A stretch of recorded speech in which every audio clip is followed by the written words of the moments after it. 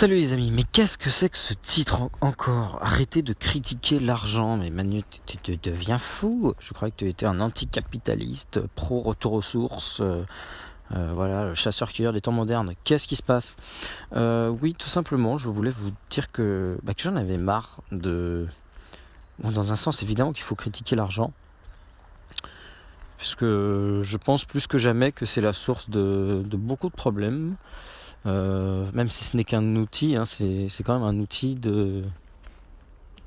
Tiens, une tente. Attendez, excusez-moi, je suis coupé. J'aperçois une tente dans la forêt. Je ne sais pas si c'est... Voilà, je sais pas. Intéressant, marrant. J'espère que c'est pas un SDF, c'est triste, mais bon. Je pense qu'il est quand même mieux là que dans une tour à Nanterre. Bon, bref.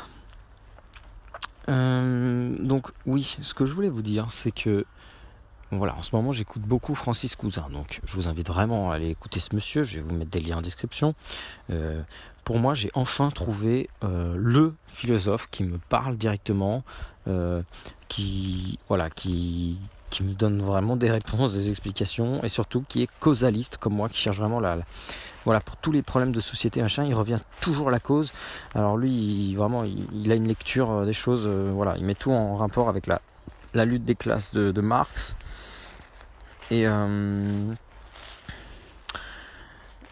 Et il ramène tout à l'argent, aux origines de la crise du néolithique, quand tout a commencé, et c'est vraiment, tout est parti de là, hein, les problèmes d'alimentation, les problèmes d'argent, tout ça, c'est la crise du néolithique, c'est là que tout est parti. Donc très intéressant.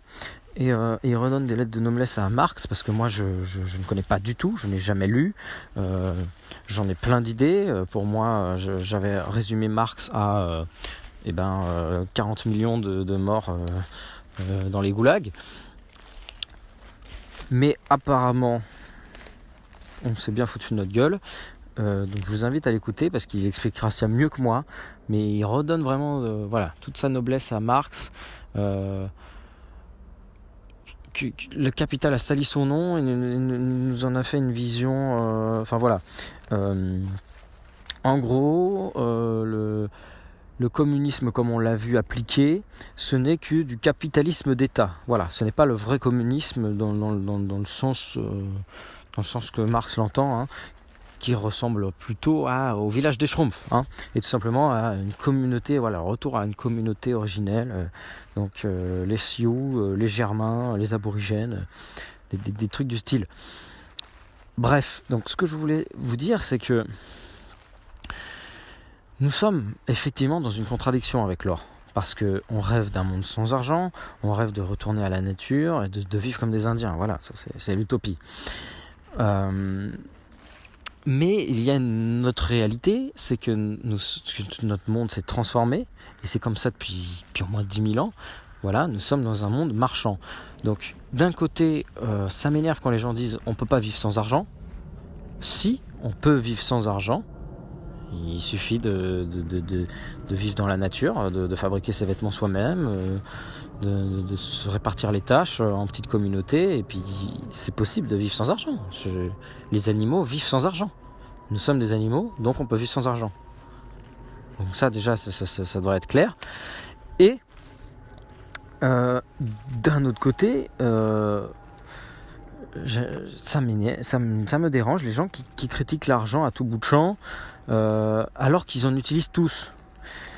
C'est pour ça que moi-même je ne fais plus la critique de l'argent. En un sens aussi, mais voilà, comme dit Francis Cousin, il distingue déjà les problèmes. On peut parler des problèmes, on peut philosopher de manière générale, globale, voir le monde en grand, lancer des gros sujets. Et c'est exactement le problème que j'ai eu quand j'ai critiqué les vélos électriques. C'est qu'il y a une dissonance entre moi et les commentaires, donc c'est pour ça que la vidéo a été assez mal reçue.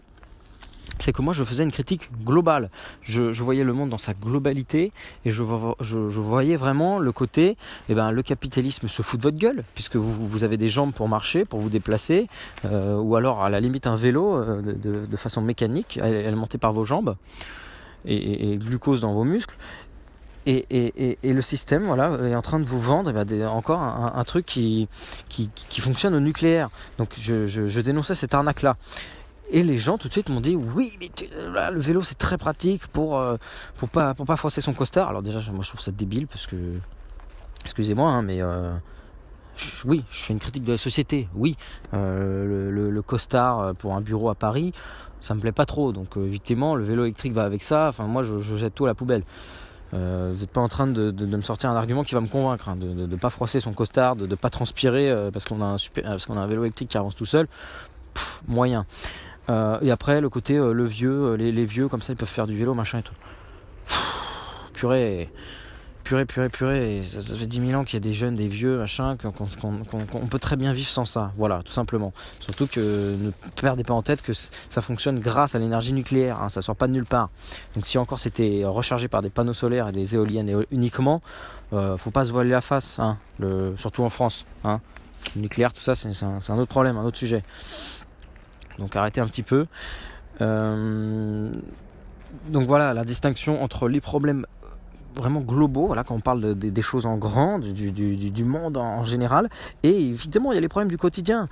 Quand je dis l'argent c'est de la merde, on peut vivre sans, effectivement là actuellement dans la situation où je suis aujourd'hui, malheureusement Laure et moi on utilise de l'argent, on utilise du pétrole pour notre combi, pour Granny, enfin, on fait encore plein de conneries. Alors déjà on n'est pas parfait, personne n'est parfait, donc foutre en l'air toutes nos idées, toutes nos actions, parce que ce n'est pas parfait, parce qu'on n'est pas cohérent surtout, c'est difficile. On n'a pas dit que ce n'était pas facile, mais ce n'est pas une excuse non plus pour baisser les bras et pour ne rien faire, de dire c'est pas possible, regardez bien, même vous utilisez de l'essence, vous utilisez de l'argent, de l'électricité, monsieur a un iPhone pour s'enregistrer, faire des vidéos sur YouTube et tout. Oui, ok, sauf que je veux rappeler que je suis né dans cette société comme tout le monde, dans la banlieue parisienne. Je n'ai pas choisi, hein, j'aurais préféré naître chez les Indiens il y a 2000 ans. Hein, j'aurais préféré. Malheureusement, je suis né, mais heureusement, enfin, je m'en fous, je remercie la vie, j'accepte ma situation. Je pourrais toute ma vie regretter. À un moment donné, voilà, j'aurais rêvé d'être né au Japon il y a 200 ans, voilà, d'être un samouraï et tout. Bon, quand j'étais gamin, c'était ça. Et j'ai eu plein de périodes comme ça. Quand t'es gamin, enfin, bref, en même temps, ça, je dis qu'on est attiré par ce genre de vie-là parce qu'on a des vies toutes pétées, hein, qu'on peut pas se représenter dans un garçon par exemple. Pour moi je peux pas me représenter dans mon père, mon grand-père et tout. Ça fait moins rêver qu'un samouraï forcément. Le mec il s'est, voilà, je leur en veux pas, hein. Mais je ne peux pas m'identifier à un homme viril, chasseur, cueilleur, guerrier, tout ça. Bref, donc malheureusement je suis né dans cette société pourrie par l'argent, par la marchandise, c'est comme ça. Mais j'agis et toutes mes actions, tous mes achats, enfin en tout cas j'essaye et j'espère et je dis tout, j'essaye. Je ne suis pas parfait et j'achète encore des conneries, je fais encore de la merde, c'est certain, et j'en ferai toute ma vie. Je reste humble, je sais que je suis imparfait. Mais voilà, j'essaie quand même de diriger ma vie. J'ai décidé j'ai un cap en visuel maintenant. Et j'agis tous les jours pour essayer, petit à petit, pas après pas, d'améliorer les choses. Et à terme, comme je vous le dis, de se débarrasser de l'argent. Voilà. C'est un objectif. Mais on ne le fait pas du jour au lendemain. Parce que si demain, je casse ma carte bleue en deux et je pars dans la forêt, je meurs. Alors je vais pas mourir tout de suite, hein. Je suis habitué à jeûner, mais je vais peut-être mourir au bout de 10 jours. Je vais peut-être mourir du stress, parce que je commencerai à me stresser, à pas trouver d'eau, à voir... Enfin voilà. Je ne peux pas.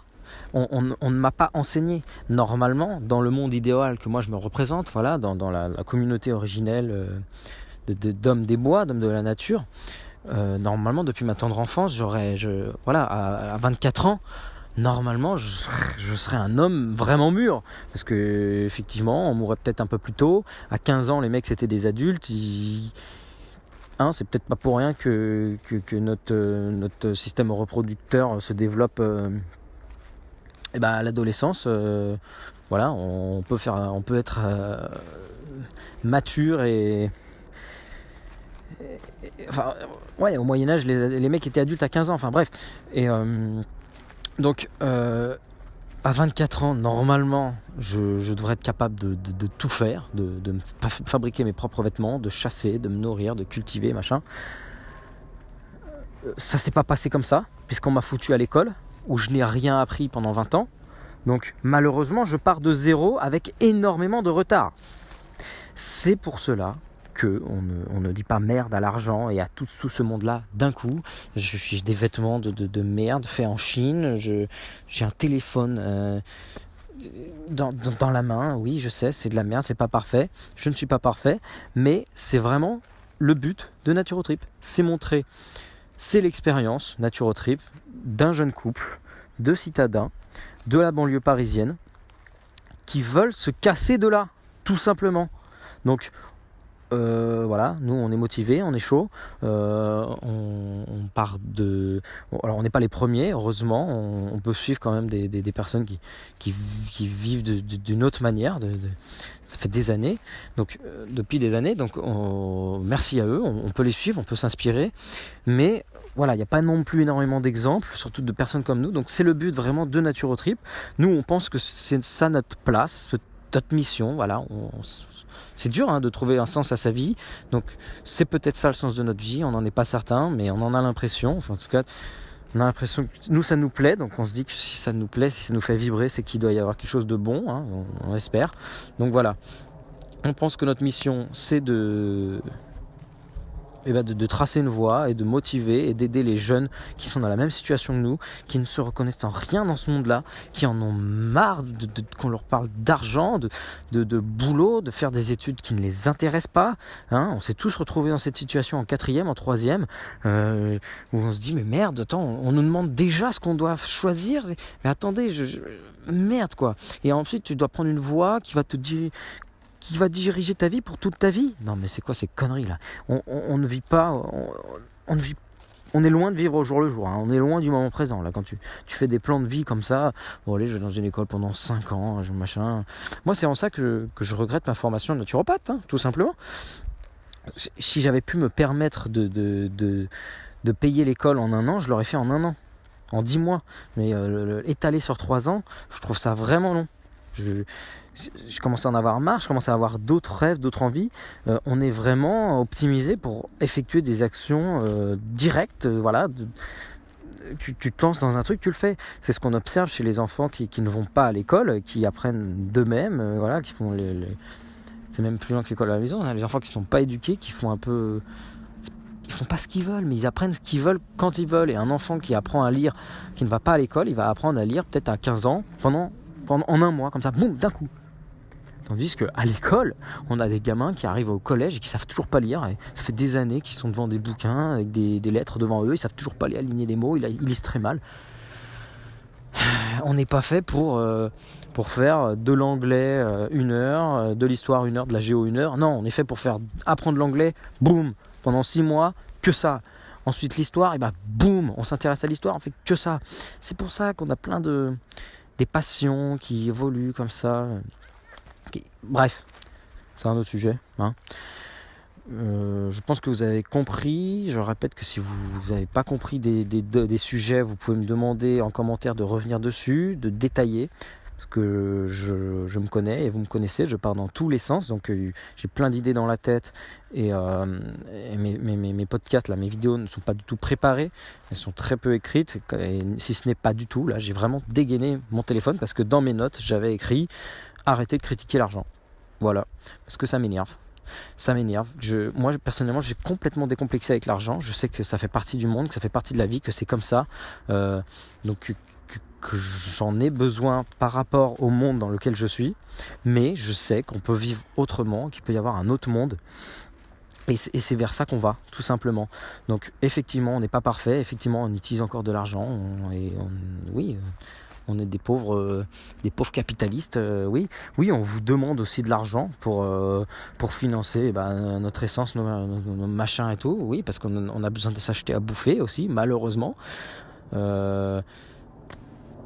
Et ça, on ne l'a pas choisi. Donc on accepte notre situation, on fait avec et on agit dans le sens de... Alors j'ai beaucoup aimé aussi la vidéo de Missor récemment où il dit que on a le choix avec notre argent. Hein. Je vous rappelle que votre argent c'est votre bulletin de vote.